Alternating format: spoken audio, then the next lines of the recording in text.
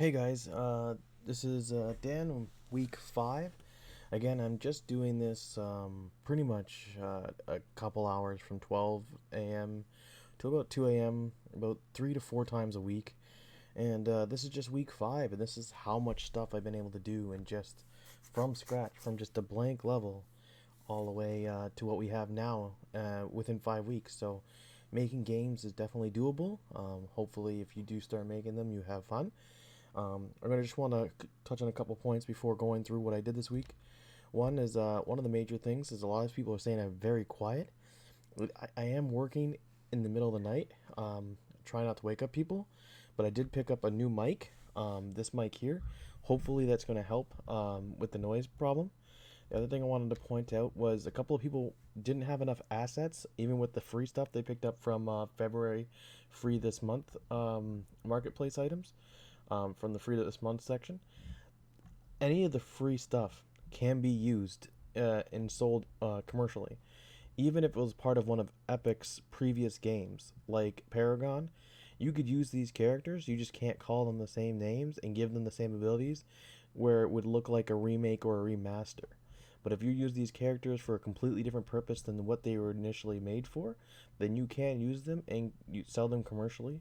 When you sell a certain amount of copies, a lot of copies, like I think it's over 500,000, um, Unreal asks for 5% royalties. That's how they get paid, and that will pay into you using their assets or any of the free stuff that they have here. Um, but if you don't, then it's just free and you could use it for your own use in your own games. And they have tons of stuff from landscapes to bedrooms to cities to like marketplaces. Yeah, there's tons and tons of stuff. Temples, um, tons of tools, bridges, scenes. Yeah, so don't be afraid to just take a look around and see what they have. Just check out the permanently free collection. Free collection. Um, I just say watch out for mega scans because some of them take up a lot of data, a lot of space. But look at all this vegetation. Like really easily build a landscape in a world. All right, let's get on to week 5. So week 5, the one of the main things you'll notice, I fully kind of built up the apartment. Um, and still getting them loaded in one at a time. But later on, I'll be doing level volumes to load everything in. But just starting off, I'm just doing levels per area here. If I hit play, Can you just come out and we can talk about it? Forced vaccines, knowing you have to be tested multiple times a day, constantly being watched, it was all too scary. Look, if I could take back my decision, I would.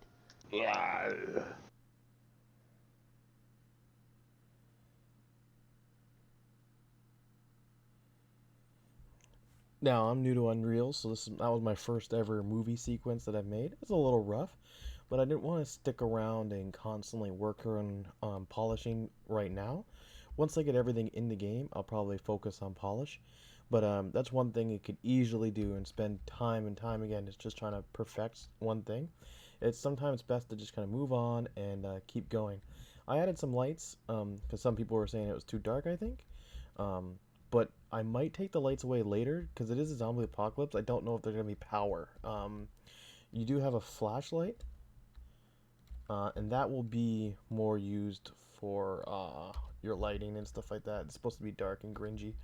Um, One of the things I did mention that I was going to do is your weapon change. So I have a rifle here, but I could switch out for a shotgun. Got the shotgun sound and everything in that. I also did the ammo. Um, so the shotgun uses individual shotgun shells, and I have 23 extra shells in the back. Where when you look at the assault rifle, you're gonna have 30 rounds in a clip. All right.